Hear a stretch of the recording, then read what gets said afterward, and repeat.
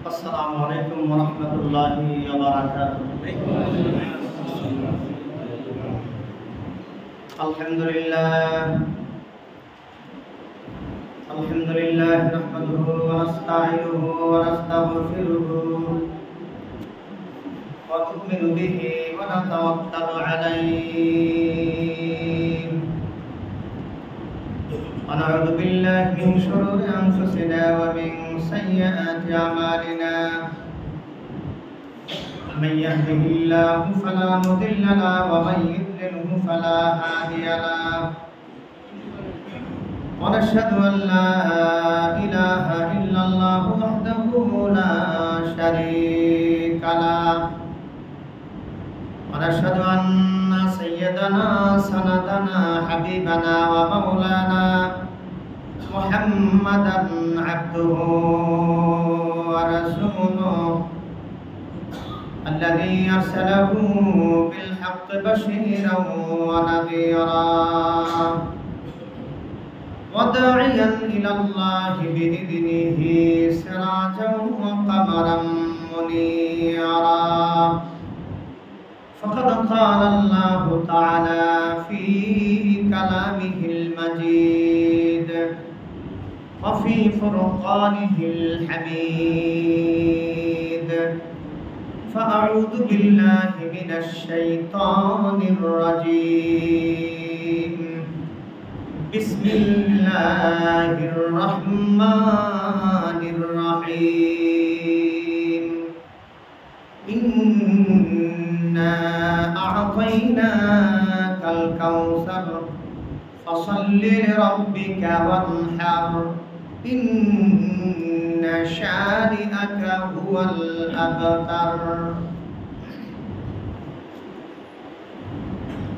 صدق الله العظيم.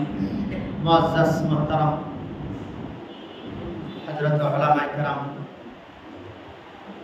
সম্মানিত সুধী সমাজ, আল্লাহ সুবহানাহু ওয়া তাআলার দরবারে অসংখ্য শুকর, যিনি আজকের এই মোবারক জমায় 24শে জ্যৈষ্ঠের জমায় আল্লাহ আমাদের কবুল মঞ্জুর করেছেন। জিলকদের 29 তারিখের শেষ জমায়, জিলকদ মাসের শেষ জমায় আমরা সমবেত হতে পেরেছি এবং সাথের জমা 7 জুনের জমায় আল্লাহ আমাদের কবুল করেছেন। সেই মহান সত্তার দরবারে কালেমাতুশ শুকর আদায় করছি, আলহামদুলিল্লাহ। অসংখ্য দরুদ ও সালাম বর্ষিত হোক বিশ্ব মানবতার মূর্তপতি জনাবে মুহাম্মদুর রাসূলুল্লাহ সাল্লাল্লাহু আলাইহি সাল্লামের প্রতি এবং তার আহলিয়ানের প্রতি। সম্মানিত উপস্থিতি, মহাগ্রন্থ আল কোরআনে কারীমের আপনাদের সকলের সুপরিচিত ছোট্ট একটি সূরা, কোরআনের সবচেয়ে ছোট সূরা, সূরাতুল কাউসার। এই সূরার মধ্যে মাত্র 3টি আয়াতে কারিমা, ছোট ছোট 3টি আয়াতে কারিমা আল্লাহ পাক নাযিল করেছেন। বাক্য সংখ্যা আছে 10টি, অক্ষর সংখ্যা আছে 42টি। এই ছোট্ট সূরাটি মক্কায় অবতীর্ণ হয়। সূরাটি কেউ স্বপ্নে তেলাওয়াত করলে তার নেক আমলে উৎসাহিত বেড়ে যাবে, নিয়মিত সে নেক আমল করতে থাকবে, সদামলে তার অভ্যস্ত হয়ে যাবে, সদামল করতে, ভালো আমল করতে তাকে ভালো লাগবে। কোন ব্যক্তি যদি বৃহস্পতিবার দিবাগত রজনীতে সূরা কাউসার 1000 বার তেলাওয়াত করে, সাথে 1000 বার দরুদ শরীফ পড়ে, তাহলে আশা করা যায় আল্লাহ সুবহানাহু ওয়া তাআলা বিশ্বনবীর সাথে স্বপ্ন জেগে তার দিদারে ধন্য হবে। আমলটা করতে থাকলে একদিন না একদিন নবী পাক আপনার স্বপ্ন জেগে আপনার সাথে সাক্ষাৎ করবে, সাক্ষাৎ হয়ে যাবে। প্রতি বৃহস্পতিবার দিবাগত রজনীতে 1000 বার দরুদ শরীফ, 1000 বার সূরা কাউসার। সূরাটি শানে রাসূল, যে প্রেক্ষাপটে সূরাটি নাযিল হয়েছে আমরা শুনলাম, সূরাটি মক্কা মুআজ্জামায় অবতীর্ণ হয়েছে। বিশ্বনবী সাল্লাল্লাহু আলাইহি সাল্লামের শানে মহাগ্রন্থ আল কোরআনে কারীমের 114টি সূরার মধ্যে এককভাবে নবী পাকের শান ও মান বর্ণনা করা, নবী পাকের বরত্বতা প্রকাশ করা, নবীকে যে আল্লাহ এককভাবে নিয়ামত দান করেছেন, এই বিস্তারিত আলোচনা এই ছোট্ট একটি সূরার মধ্যে সন্নিবেশিত হয়েছে। তেমনি ভাবে কোরআনে কারীমের আরেকটি সূরা, সূরা ইখলাস যাকে বলা হয়, যেটা একবার তেলাওয়াত করলে 10 পারা কোরআন শরীফের সওয়াব আল্লাহ তাকে দান করেন। সেই সূরাটির মধ্যে শুধুমাত্র কেবলমাত্র আল্লাহর গুণাবলী সম্পর্কে বর্ণনা করা হয়েছে। আল্লাহ মহান সত্তার গুণাবলী সম্পর্কে একক সূরা, সূরা ইখলাস। আর বিশ্বনবীর গুণাবলী সম্পর্কে বর্ণনায়ও একক সূরা, সূরার নাম সূরাতুল কাউসার।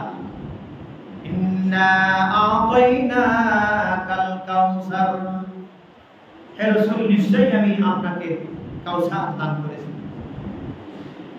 নিশ্চয়ই আপনাকে আমি কাউসার দান করেছি। মুসনাদে আহমদের মধ্যে বর্ণনা আসছে, হযরত আনাস রাদিয়াল্লাহু তাআলা থেকে হাদিস বর্ণিত, সূরা শানে নজুল বর্ণনা করেছে। হযরত আনাস রাদিয়াল্লাহু তাআলা বলেন, আমরা নবী পাকের সাথে ছিলাম, আল্লাহর হাবিব বিশ্বনবী একটু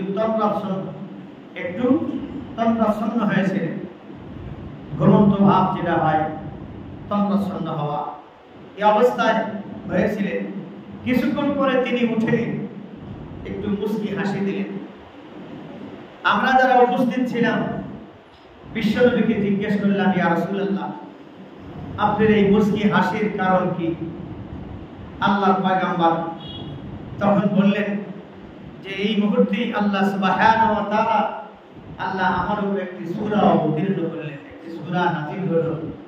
এই কথা বলে রাসূল বিসমিল্লাহ সহ বিসমিল্লাহ শরীফ তেলাওয়াত করে সূরা কাউসার তেলাওয়াত করে উপস্থিত সাহাবীদেরকে শোনায় দিলেন যে এই মুহূর্তেই সূরাতুল কাউসার আল্লাহ আমার উপর অবতীর্ণ করেছেন।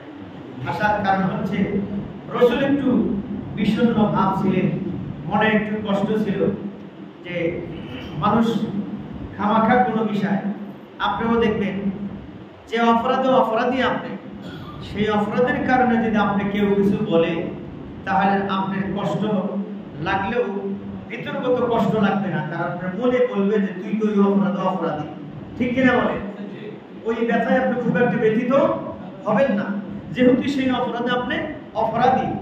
বাহ্যিক দৃষ্টিতে হয়তো আপনার কষ্ট লাগতে পারে, ভিতরগত ব্যাপারে আপনার কষ্ট খুব একটা অনুমতি হবে না, যেটা আমি অপরাধী। কিন্তু যদি অপরাধ আপনি না করেন, সেই অপরাধ যদি আপনাকে চাপিয়ে দেয়, কষ্ট কম লাগবে না বেশি লাগবে? এই অপরাধের কারণেই সূরা বাকারার নামকরণ করা হয়েছে। বাকারা শব্দের অর্থ কি? গাভী, গরু। সূরাতুল বাকারা, এর ভিতরে গরুর একটা ঘটনা, ইম্পর্টেন্ট একটা ঘটনা আছে। তাসমিয়াতুল কুলবি ইসমিল জুজ, একটা শব্দকে নামকরণ করা হয়েছে, শব্দ থেকে গোটা পারাটা মানে সূরাটার নামকরণ করা হয়েছে। কোরআনের সবচেয়ে বড় সূরা সূরাতুল বাকারা, 2.5 পারা, 50 পৃষ্ঠার সূরা। এই সূরার নামকরণ এই ছোট্ট একটি ঘটনাকে কেন্দ্র করে। তো বিশ্বনবীকে, আল্লাহর নবীকে আল্লাহ 4টা সন্তান দান করেছিলেন, পুত্র সন্তান, আর কন্যা সন্তানও আল্লাহ 4টি দান করেছিলেন।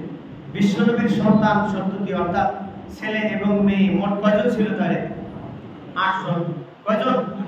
8 জন। 4টা কন্যা সন্তান, 4টা পুত্র সন্তান। যদিও হয়তো আমরা জিজ্ঞেস করলে ফার্স্ট ডিভিশনে ফেল করবো, বলতে পারবো নাকি, ঠিক কিনা বলে? আমরা 10 জন নায়কের নাম পাই, মানে ওই খেলোয়াড়ের নাম বললে নামটা দাঁড়ায় যাবে 50 জন, হ্যাঁ না সব বলতে পারবো। তারপরে মনে হচ্ছে মেসি কে, অমুক কে, তমুক কে, সব আমাদের মুখস্থ আছে। আশারে মুবাশশারা 10 জন সাহাবী, আমরা কয়জনের নাম জানি বলেন? যারা জান্নাতের সুসংবাদ প্রাপ্ত সাহাবী, অনেকেই আমরা জানি না। এমনকি বিশ্বনবী যে বাদশাহরা 10 ভাই, তাও জিজ্ঞেস করলে হয়তো অনেকে পারবো না, ঠিক কিনা বলে? হুজুরের ফুফুরা 6 বোন, যারা জান্নাতুল বাকিতে জিয়ারত করতে যান, জান্নাতুল বাকির মেন খুঁটি ঢুকলেই বাম সাইডে ওয়ালের সাথে একটু উঁচা প্রাচীর দেওয়া আছে, ওখানেই হুজুর সাল্লাল্লাহু আলাইহি ওয়াসাল্লাম 6 ফুট কবর একসাথে আছে। সুবহানাল্লাহ। আমি বললাম এটার সাথে মিলিয়ে আপনারা যখন আবার যাবেন তখন এই কথাটা মিলিয়ে নেবেন। যাই হোক, তো বিশ্বনবীর 4টি পুত্র সন্তান আল্লাহ দান করেছিলেন। এক সন্তানের নাম ছিল কাসেম, এক সন্তানের নাম ছিল তাহের। কাসেম নাম থাকার কারণে আল্লাহর পয়গম্বরকে মক্কা মুআজ্জামায় আবুল কাসেম বলা হইতো। আল্লাহ নবী কি বলতেন? আবুল কাসেম। আবুল মানে কি? পিতা, আর পিতা আবুল মানে বাবা। আবুল কাসেম মানে কাসেমের বাবা। অনেক সময় সন্তানের নাম ধরে ডাকে না, এই অমুকের বাবা, এই তমুকের বাবা বলি কিনা, এরকম আল্লাহর নবীকে আবুল কাসেম বলা হইতো। আল্লাহর নবীর সন্তানের নাম কাসেম, আল্লাহর নবীর আর সন্তানের নাম তাহের, আল্লাহর নবীর আর সন্তানের নাম ছিল ইব্রাহিম, আর আল্লাহর পয়গম্বর আর সন্তানের নাম ছিল আব্দুল্লাহ। কয়টা হলো? এই চারটা সন্তান। চারটা সন্তানই ছোটবেলায় মারা গেছে। বর্তমানে রাজতন্ত্র যেটা চলে আসছে, এটা পীরদের মধ্যে আসে। দেখবে পীরের বেটা পীর হয়, যোগ্যতা থাকে না থাকে, ঠিক নেবে ঠিক। তাহলে পীরের বেটা যোগ্যতা না থাকলে যদি পীর দাবি করে বসে থাকে বিশ্ব বলি, তাহলে যিনি বিশ্ব নবী, ওনার সন্তানের যোগ্যতা না থাকলেও মানুষ তাকে বিশ্ব নবীর সন্তান বিশ্ব নবী বলেই মানত, ঠিক নেবে ঠিক। এই জন্য আল্লাহ পাক এই নাবালেগ অবস্থায়, শিশু অবস্থায় আল্লাহ পাক তাদেরকে ইন্তেকাল করে নিয়ে গেছে। মানুষ যদি এই বিভ্রান্তিতে বিভ্রান্ত না হয়ে জান্নাতের পথ হারা হয়ে জাহান্নামের পথ তাদের জন্য সুগম না হয়, এই জন্য আল্লাহ ছোটবেলায় শিশু অবস্থায় চারটা সন্তানে তিনি আল্লাহ পাক তিনি নিয়ে নিয়েছেন। আল্লাহর পয়গম্বরের সন্তান যখন দুনিয়াতে বিদায় হয়ে যায়, তখন কাফেরেরা সুযোগ পায়। কাব ইবনে আশরাফ, আস ইবনে ওয়াইল, এরা ছিল আবু লাহাব, রাসূলের চাচা, সম্পর্কে চাচা।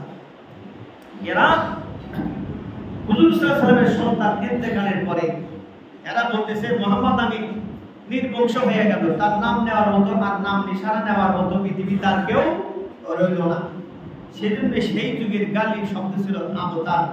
আবতার শব্দের অর্থ হলো নির্বংশ, যার নসল ধারাবাহিকতা খতম হয়ে যাওয়া, শেষ হয়ে যাওয়া। তো এজন্য আবতার বলে তারা সম্বোধন করলো আল্লাহর পয়গম্বরকে। রাসূল একটু মনক্ষুণ্ণ হইলেন, সন্তান দিছে আল্লাহ, দিছেও আল্লাহ তাবারক তাআলা। আল্লাহ ছোটবেলায় চারটা সন্তানই আল্লাহ নিয়ে দিয়েছেন।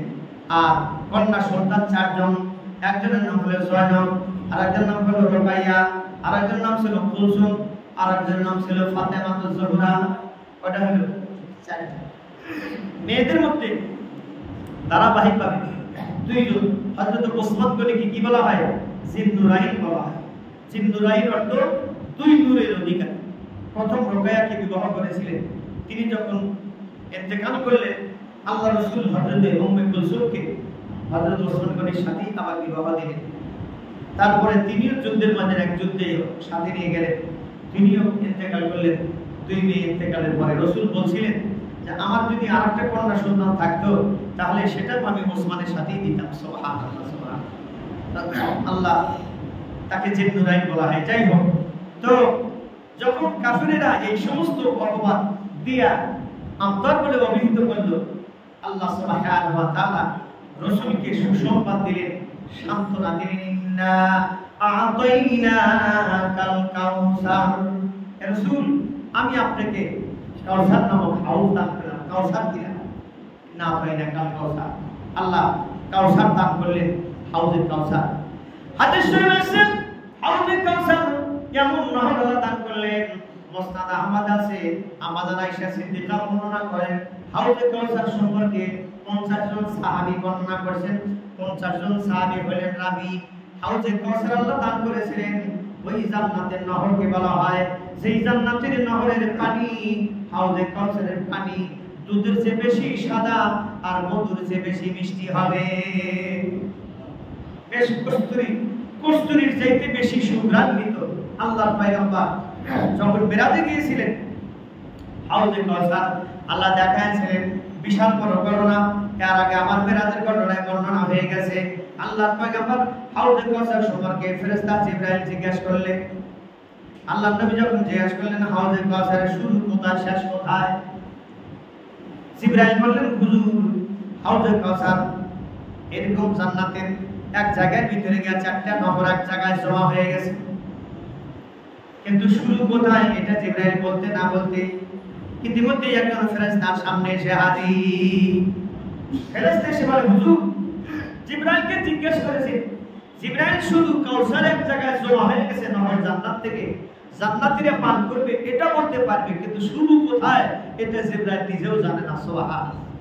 তখন রাসূলের হাত ধরে জিবরাইল সাথে ওই ফেরেশতা রওনা দিলেন। কিতাবে রাখেন বিশ্বনবী পিছে পিছে গেলেন, ওই ফেরেশতা নবীর হাত ধরে টেনে টেনে সাথে নিয়ে গেলেন। এরকম গিরিপথে ঘুরাইতে ঘুরাইতে যায় উপরের দিক থেকে নিচের দিকে চলে গেলেন, সুড়ঙ্গ পথে যায় এরকম জান্নাতের ভিতরে সুড়ঙ্গ পথে ঢুকলেন। যাইতে যাইতে ভিতরে ঢোকার পরে সবুজ গম্বুজের সুন্দর একটি গম্বুজের মতো ওই জায়গায় যায় রাস্তা, এক জায়গায় যা থেকে গেছে, এরপরে রাস্তা নাই, ভিতরে ঢোকার রাস্তা নাই। ওই ঘরের দেওয়ালে যখন তিনি তাকায় দেখেন বিশাল বড় তালা ঝুলতেছে। আল্লাহ পয়গম্বর বলেন, ও ফেরেশতা আমাকে কোথায় নিয়ে আসলেন? জিবরাইল তো পিছেই সাথে আসে, কোথায় নিয়ে আসলেন? আর সামনে যাওয়ার রাস্তা নাই, গিরিপথে আমাকে ঢুকায় দিলা, এমন ঘর সামনে বললেন ঘরে ঢোকার রাস্তা নাই। ওই ফেরেশতা কি বলেন, ইয়া রাসূলুল্লাহ, ইয়া হাবিবাল্লাহ, এই ঘরের চাবি না থাকলে কি হবে? তালা তো দেখলেন? বলে হ্যাঁ দেখলাম। বলে চাবি তো আপনার কাছে আছে। আল্লাহ পয়গম্বর বলেন, ফেরেশতা এই ঘরের তালার চাবি আমার কাছে আমি কেমনে পাইলাম? আমি তো জীবনে এই দেশে কোনোদিন আসি নাই, চাবি তো আমার কাছে নাই। ওই ফেরেশতা বলেন, ইয়া রাসূলুল্লাহ, বিসমিল্লাহির রহমানির রহিম বলে তালা স্পর্শ করেন, সঙ্গে সঙ্গে তালা খুলে যায়। যখন বললেন বিসমিল্লাহ বলেন, তালা স্পর্শ করে, রাসূল বিসমিল্লাহ বললেন, তাহলে বোঝা গেল ওই তালার চাবির নাম কি? বিসমিল্লাহির রহমানির রহিম। তালার চাবির নামই বিসমিল্লাহ। রাসূল বললেন, তালা খুললেন, ভিতরে ঢুকে গেলেন। যার পরে দেখলেন একটা রুমের 4টা ওয়াল থাকে, যেমন আমাদের বিল্ডিং এ 4টা ওয়াল দাইতে পাবে সামনে পিছে। আল্লাহ নবী কি বলেন, ভিতরে ঢুকে আমি দেখি ডান পাশে তাকায় দেখলাম ওই জায়গায় আছে ইসমুল্লাহ, আল্লাহর নাম বিসমিল্লাহির রহমানির রহিমের 4টা শব্দ আছে। ইসমুন আল্লাহ, রহমানির রহিম, কয়টা শব্দ? 4টা শব্দ। ইসমুনের মিম থেকে দুধের নহর জারি হয়ে গেছে। সামনে দিয়ে তাকায় দেখি আল্লাহ শব্দের হা থেকে মধুর নহর জারি হয়ে গেছে। বাম দিকে তাকায় দেখি রহমান, রহমানের নুন থেকে শরবতের নহর জারি হয়ে গেছে। পিছনে বলে রহিম, রহিমের মিম থেকে স্বচ্ছ পানির নহর, শরাবের নহর জারি হয়ে গেছে। এই 4টা নহর একত্রিত হইয়া জান্নাতের ভিতরে চলে গেছে। ওই ফেরেশতা বলেন, ইয়া রাসূলুল্লাহ, এটার নাম হলো হাউজে কাউসার।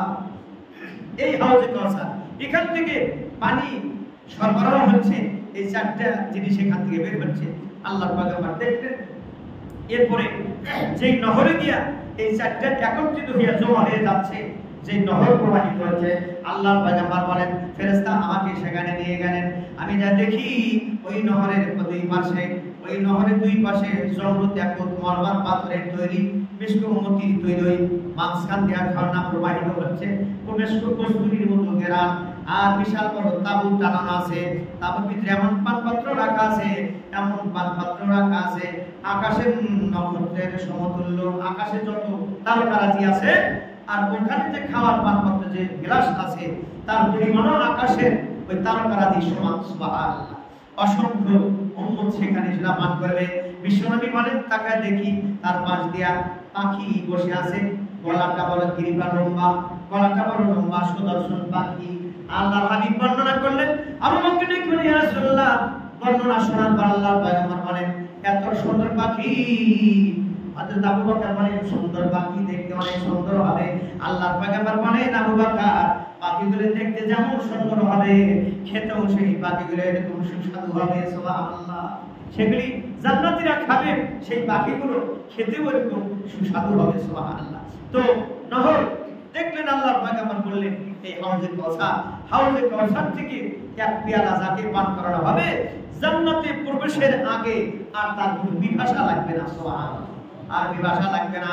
আল্লাহর পয়গম্বর এমন হাউজে কাউসার আল্লাহ পাক তাকে দান করলেন। তিনি সাহাবীদের কাছে বর্ণনা করেন, আল্লাহ সুবহানাহু ওয়া তাআলা আমাকে হাউজে কাউসার দান করেছেন।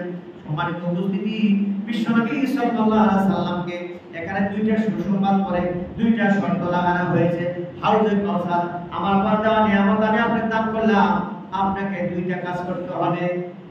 ইন্না আতাইনাকাল কাউসার, এই পর্যন্ত শেষ। কাউসার আল্লাহ কাউসার দান করলেন। এবার শর্ত হলো ফাসাল্লি লিরাব্বিকা ওয়ানহার। ফাসাল্লি লিরাব্বিক, হাউজে কাউসার দান করলাম, শুকরিয়া হিসাবে আপনার দুটো কাজ করবে। এক কাজ হলো ফাসাল্লি লিরাব্বিক, প্রভুর নামে সালাত আদায় করতে হবে, প্রভুর নামাজ পড়তে হবে। নামাজ আল্লাহর পয়গম্বরের এই নির্দেশ ছিল, মুসনাদ আহমদ আসে নির্দেশ, বুখারীতে আসে এই নির্দেশ ছিল নফল নামাজ। কিন্তু আল্লাহর পয়গম্বরের জন্য যখন নামাজ আল্লাহর হাবিবকে দিয়ে দিলেন, আমরা যে নামাজ পড়তে আসি এখন আমাদের জন্য কি নফল নাকি? এটা কি নামাজ?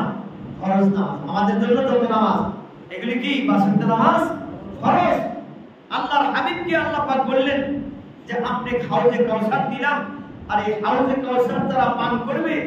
এটা কি রাসূল নিজে পান করবে না উম্মত পান করবে? তারা উম্মত পান করবে। পাত্রর কথা তো আপনাদের শোনাইলাম, কতজন পাত্র আছে, উম্মতেরা পান করবে। বিশ্বনবী কি বলেন?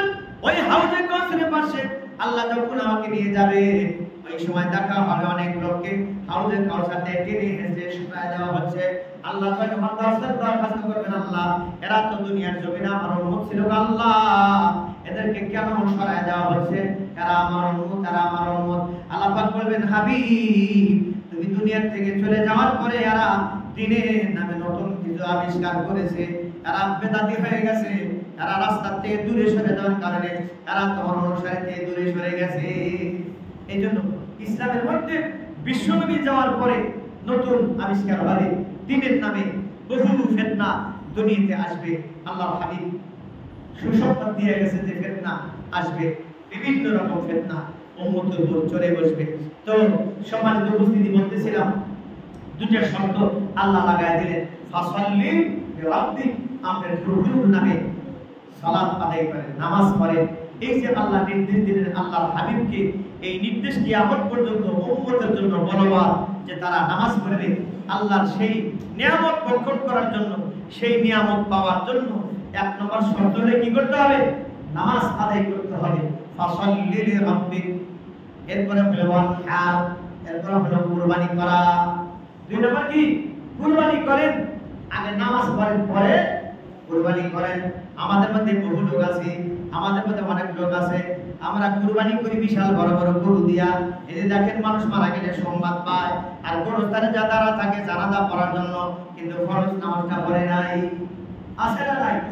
জানাজার নামাজ পড়বে, অথচ জানাজার নামাজ কি ফরজে কিফায়া, আর এই নামাজ ছিল ফরজে আইন। এখন তো নামাজ না পড়লে তাকে জাহান্নামে জ্বলতে হবে 2 কোটি বছর, 80 লক্ষ বছর। সেই নামাজ কোনো অনুমতি তার কাছে নাই। আল্লাহ কি বলেন?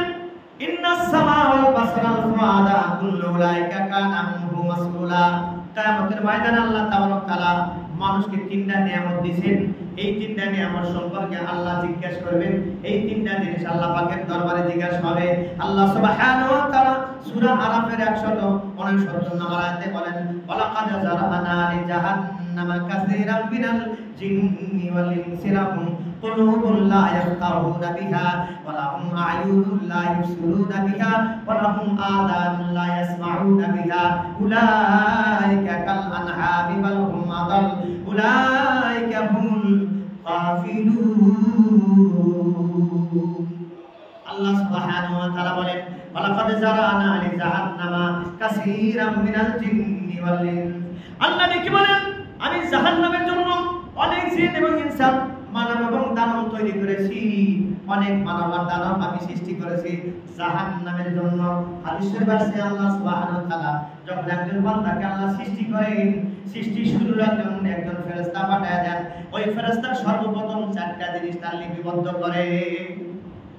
যখন মার উদরে সন্তান আসবে, পুরুষ থেকে যখন ডিম্বা আকারে মার উদরে যায়, ইয়াখরুজু মিন বাইনিস সুলবি ওয়াত তারাইব, তখন আল্লাহ তাবারক তাআলা একজন ফেরেশতা পাঠিয়ে দেন।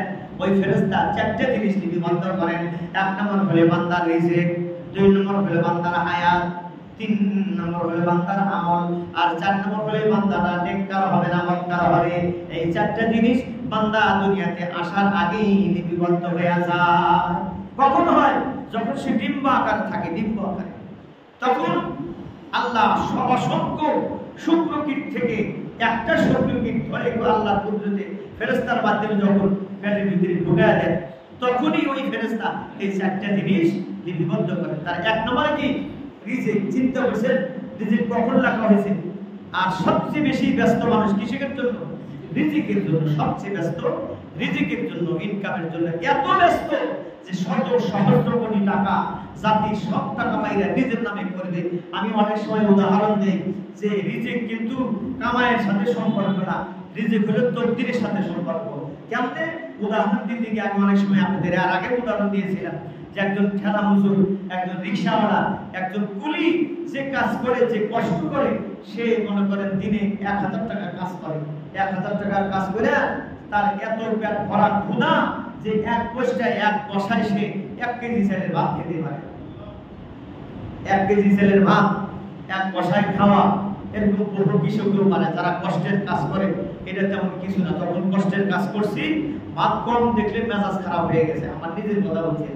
খেত কোবানের কাজ পর্যন্ত কোদাল দিয়ে কোবানো যে কাইসারা, এরকম কাইসারা কোবাইছি। সকালে গেছি 12টা 10টা 11টার মধ্যে কোবাইতে জীবনের অবস্থা।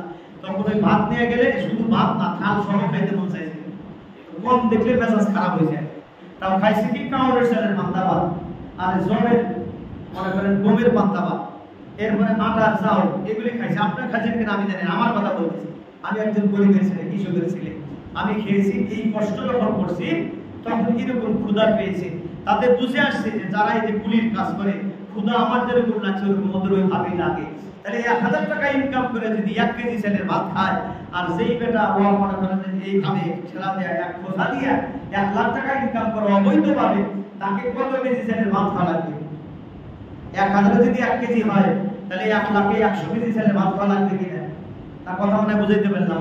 তাহলে ওরে 1 বসাতে 100 কেজি চালের ভাত খাওয়া লাগবে, যেহেতু সে 1 লাখ টাকা ইনকাম করছে। 50,000 করে 50 কেজি, ঠিক কিনা বলেন? তাহলে কামাইয়ের সাথে রিজিকের ফয়সালা না, ফয়সালা হলে রিজিকের তকদিরের সাথে। দুনিয়াতে আসার কত আগে আল্লাহ রিজিকের ফয়সালা করেছেন। সুবহানাল্লাহ। আপনি ডিম্ব আকারে থাকা অবস্থায়, এটা তাফসীরের কথা বলছি, আমার বানানোর কথা না।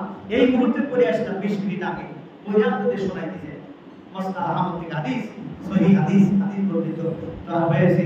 এই 4টে জিনিস বিভক্ত করা হয়। আল্লাহু আকবার। মানুষ দুনিয়াতে আসার আগে আল্লাহ ডেকে বলেন ওই সমস্ত মানুষের ভিতরে আল্লাহর পয়গম্বর একটা জানাজায় গেলেন, আনসারী সাহাবীর শিশু বাচ্চার জানাজায়। আমাদের আয়েশা সিদ্দিকা বলে, ইয়া রাসূলুল্লাহ, এই বাচ্চাটা তো জান্নাতে পাখি হয়ে ঘুরবে, ওর তো জাহান্নামে কোনো ঠাঁই নেই, জায়গা নাই। যেহেতু সে নিষ্পাপ শিশু, জান্নাতের ভিতরে সে পাখি হয়ে ঘুরবে। এই কথা বলার পরে আল্লাহর পয়গম্বর বলেন, আয়েশা, তখন তুমি এখন আমার কিছু কথা শোনো। তুমি তো বললে, এখন আমার কথা শোনো। আল্লাহর পয়গম্বর বলেন, আয়েশা, আল্লাহ তাবারক তাআলা যাদেরকে আল্লাহ জান্নাত দিবেন তাদেরকে আল্লাহ জান্নাতি করেই তৈরি করেছেন। সুবহানাল্লাহ। যাদেরকে আল্লাহ জাহান্নাম দিবেন, জাহান্নামী হিসেবে তারা তৈরি হয়ে যাবে। তারা কাজ করবে, তাদের কেমন হবে?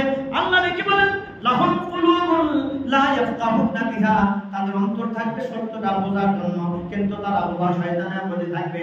সত্যটা তারা বুঝবে না, বোঝার চেষ্টা করবে না। ওয়াহুম আয়ুন লা ইবসুরুনা বিহা, তাদের চক্ষু থাকবে, তারা দেখবে না। ওয়াহুম আয়ুন লা ইবসুরুনা বিহা, তাদের চোখ থাকবে, তারা দেখবে না। ওয়াহুম আযানুন লা ইয়াসমাউনা বিহা, তাদের কান থাকবে, তারা কান দিয়ে শুনেও তারা শুনবে না।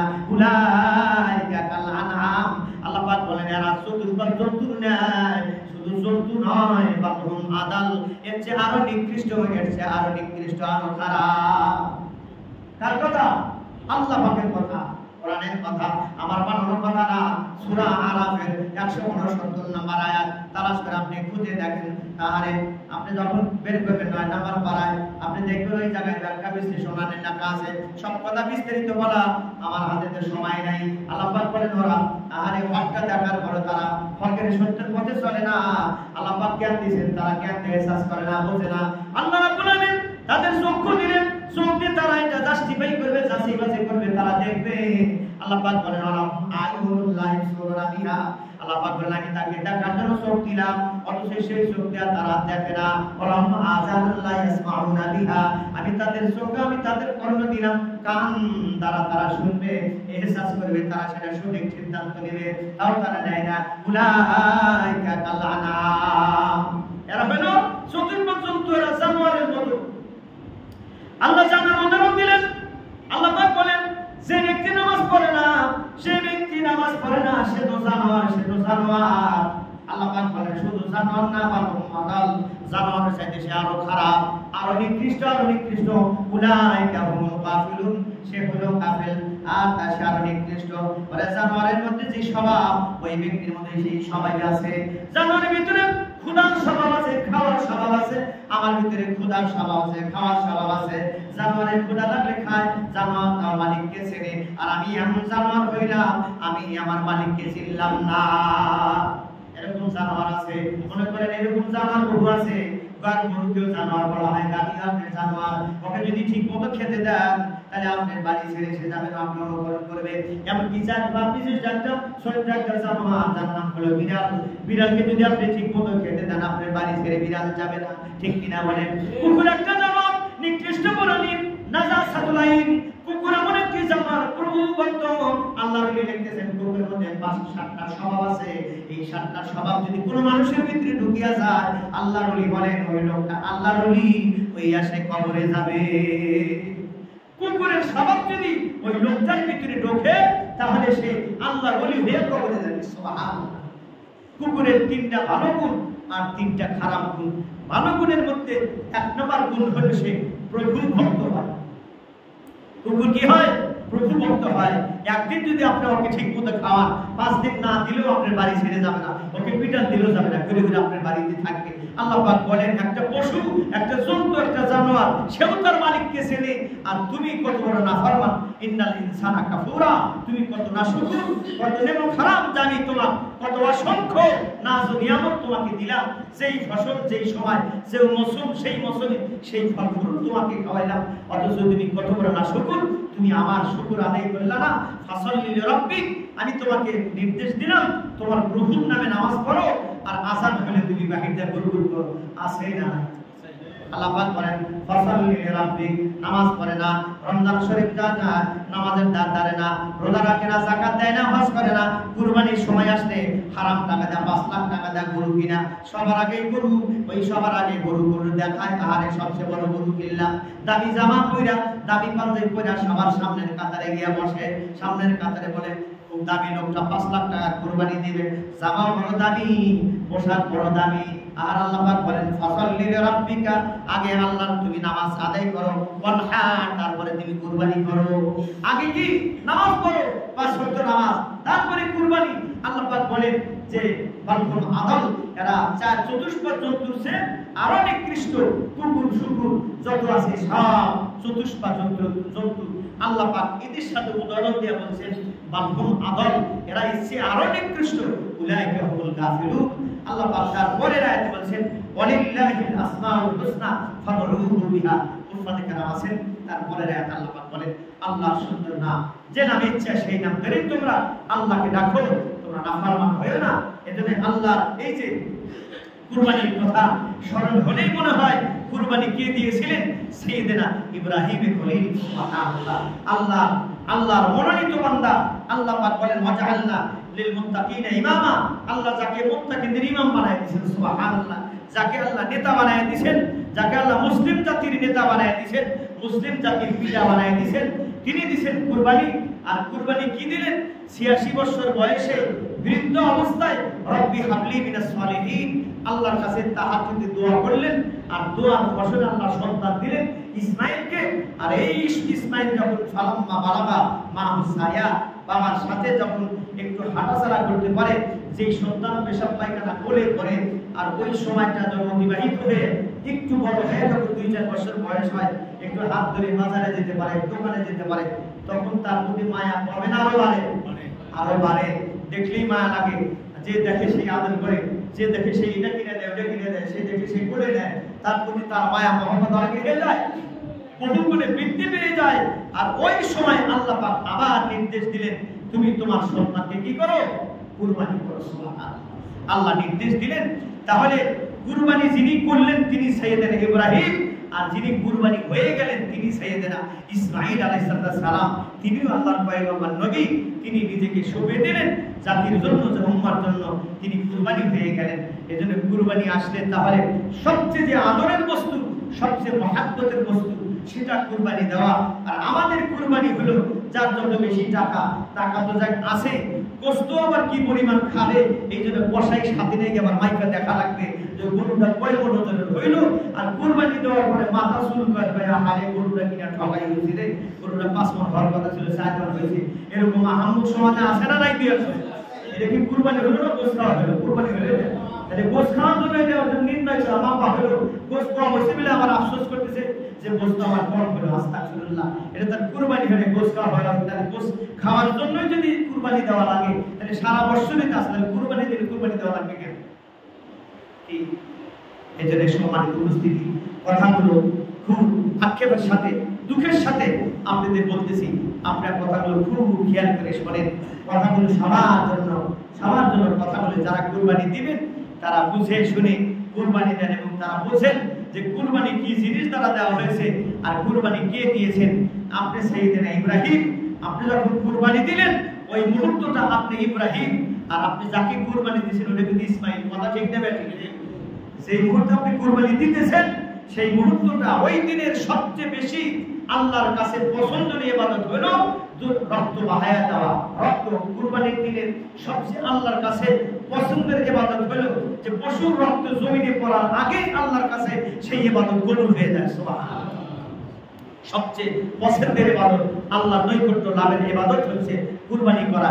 তাই তো আল্লাহর হাবিব বলেন মান ওয়াজাদা সাআতান লিআইয়ুদহিয়া ফালাম ইদহি ফালাম ইয়াহদুর মুসাল্লানা। আল্লাহ যাকে অবস্থা দিয়েছেন যে কুরবানি দেওয়ার সামর্থ্য আছে, মান ওয়াজাদা সাআতান লিআইয়ুদহি, সে কুরবানি দিল না, ফালাম ইয়াহদুর মুসাল্লানা, সে যদি ঈদগাহ কিনারেও না যায়। কার কথা? বিশ্বনবীর কথা। আল্লাহর হাবিব ওই দিলে দরকে দিলে এদিনে যাদের কুরবানি সংক্রান্ত মাসলা মাসাইল আল্লাহ তৌফিক দিলে আরেকটা জুমার সামনে আজকে হয়তো বা সম্পর্ক চাঁদ আজকে উঠে যেতে পারে। আজকে আমাদের জিলকদের কয় তারিখ? 29 তারিখ। এজন্য আজকে চাঁদ ওঠার সম্ভাবনা বেশি। আল্লাহ কবুল করলে ইনশাআল্লাহ আরেকটা জুমা চাঁদ উঠে আমরা পাবো। ওই সময় কুরবানির মাসলা মাসাইল বিস্তারিত আলোচনা আল্লাহ তৌফিক দিলে আমি আপনাদেরকে শোনাবো। আজকে শুধু সূরাতুল কাউসারের একটু ব্যাখ্যা বিশ্লেষণ সংক্ষিপ্ত পরিসরে করলাম। সূরা কাউসার আল্লাহ পাক আল্লাহর হাবিবকে সান্ত্বনা দেওয়ার জন্য নাযিল করছিলেন। আল্লাহ পাক আল্লাহর হাবিবকে যারা বর্ষনা দিল, আল্লাহ পাক বলেন ইন্না আতাইনাকাল কাউসার, নিশ্চয়ই আমি আপনাকে কাউসার দান করছি। ফাসাল্লি লিরাব্বিকা ওয়ানহার, আপনি আপনার প্রভুর নামে নামাজ পড়েন আর কুরবানি করেন। ইন্না শানিয়াকা হুয়াল আবতার, নিশ্চয়ই যারা আপনার শত্রু হুয়াল আবতার, তারাই নির্বংশ, আমি তাদেরকে নির্বংশ করে দেব। আর আপনার নামটা আমি আমার নামের সাথে পৃথিবী যতদিন বেঁচে থাকবে, মানুষ যতদিন বলবে লা ইলাহা ইল্লাল্লাহ, সাথে সাথে বলবে মুহাম্মাদুর রাসূলুল্লাহ সাল্লাল্লাহু আলাইহি সাল্লাম, আমি আমার নামের সাথে কিয়ামত পর্যন্ত আপনার নামটা আমি জিন্দা রাখবো, জিন্দার জীবন্ত রাখবো। মানুষ যখন কালেমা পড়বে আপনার নাম পড়বে, মানুষ যখন দরুদ শরীফ পড়বে আল্লাহুম্মা সাল্লি আলা মুহাম্মাদ, সাথে সাথে আপনার নাম উচ্চারণ করবে। যারা আপনার বিরোধিতা করছিল আমি আল্লাহ তাদেরকে নির্বংশ করে দিলাম, তারাই নির্বংশ হয়ে যাবে, তারা নিশ্চিহ্ন হয়ে যাবে, তাদের নাম নিশানা পৃথিবীতে নেওয়ার মতো কেউ থাকবে না। যদিও এর ব্যাখ্যায় আস ইবনে ওয়াইলের 2 ছেলে আমর ইবনে হিশাম 2 ছেলে মুসলমান হয়ে গেছিলেন, তাহলে তো তার নাম থাকলো, কিন্তু বলা হচ্ছে সে তো কাফের হওয়ার কারণে পিতার পুত্রের সাথে তাদের সম্পর্ক কাটা হয়ে গেছে। ঠিক কিনা বলে? মুসলমান হওয়ার পরে পিতার পুত্রের যে সম্পর্ক ছিল এটা কি হয়ে গেছে? কাটা হয়ে গেছে। আর এই আমর আর হিশাম এরা মুসলমান হয়ে গেছে। এই মুসলমানের কাতারে নাম হয়ে বিশ্ব নবীর অনুসারী হয়ে নবীর নাম রুহানিয়াত সন্তান হিসেবে তারা রুহানি সন্তান হয়ে গেছে। আল্লাহর পয়গম্বরের উম্মত যারা, তারা নবীর রুহানি সন্তান। আর উম্মাহাতুল মুমিনিন, নবীর বিবিগণ যারা, তারা হলেন পৃথিবীর সমস্ত উম্মতের মা। সেজন্যই যে হযরতে আম্মা আয়েশা সিদ্দিকা রাদিয়াল্লাহু তাআলা আনহা 16.5 বছর বয়সে, মতান্তরে 16 বছর বয়সে রাসূল দুনিয়া থেকে বিদায় হয়ে কবরে চলে গেলেন। সেই সময় মাত্র 16 বছর বয়স। তিনি 350 রাবী তার কাছ থেকে হাদিস বর্ণনা করেছেন। তিনি হাফিজুল হাদিস এবং কোরআনের হাফেজা ছিলেন। তারপরে তাকে কেউ বিবাহ করেন নাই। কেন করেন নাই? যেহেতু পুত্র আর মার সম্পর্ক হয়ে গেছে, দুনিয়ার সমস্ত উম্মত কি হয়ে গেছে? ওনার সন্তান হয়ে গেছে। এই জন্য সন্তানের সাথে আর মার বিবাহ জায়েজ নাই, হারাম। এই জন্য আর আম্মা আয়েশা সিদ্দিকার কি হয় নাই? বিবাহ হয় নাই। কথা কি বুঝাইতে পারলাম? উম্মাহাতুল মুমিনিন তার সন্তান হয়ে গেল আমর আর হিশাম, নবীর রুহানি সন্তান হয়ে গেল।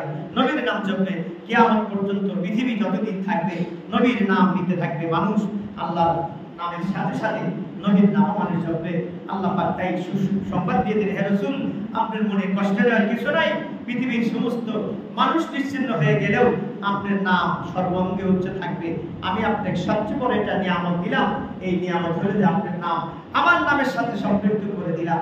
আর সবচেয়ে বড় নিয়ামত দিলাম হাউজে কাউসার আমি আপনাকে দান করে দিলাম।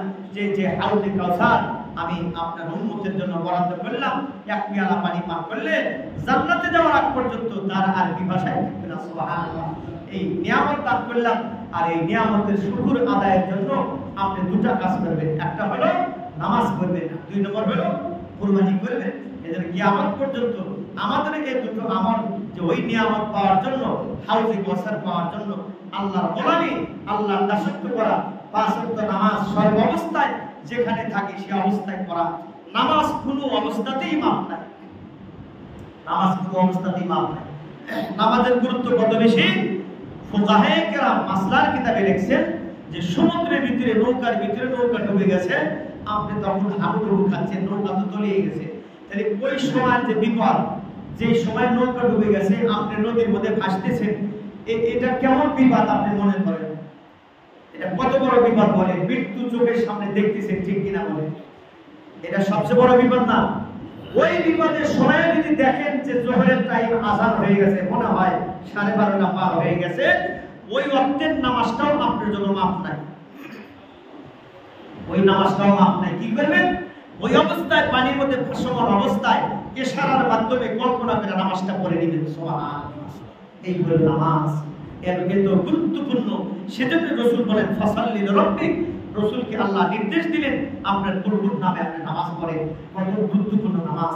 এরপরে ওয়াহা কুরবানি করেন। সেজন্য সম্মানিত উপস্থিতি, 5 ওয়াক্ত নামাজ যে অবস্থায় যেখানে থাকি অবশ্যই আদায় করব। সাথে আল্লাহ তৌফিক দিলে কুরবানি করব। কুরবানি কিভাবে করব, কেন করব, কি বিষয় করব, বিস্তারিত সব আলোচনা আল্লাহ সুবহানাহু ওয়া তাআলা তৌফিক দিলে আগামী জুমায় ইনশাআল্লাহ বর্ণনা আপনাদের সামনে দিব। যদি আল্লাহ আমাকে নেক হায়াত দারাজ করে, তাহলে আমরা মোটামুটি